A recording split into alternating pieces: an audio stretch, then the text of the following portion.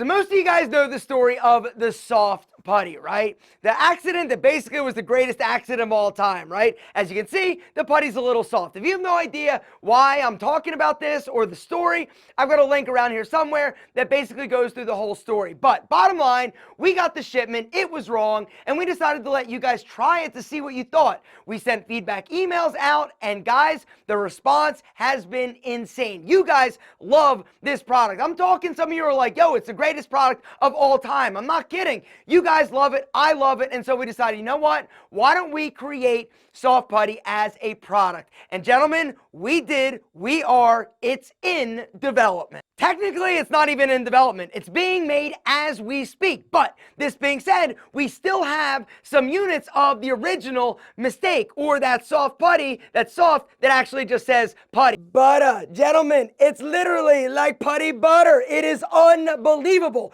You're gonna love it. 50% off right now, limited time while supplies last. Guys, we've already sold out of the 2 ounce. If you want to grab it, gentlemen, this product is unbelievable. We're soon going to carry the right one, but now it's in the wrong jar, so I got to move these things out. Grab 1, grab 2, grab 10.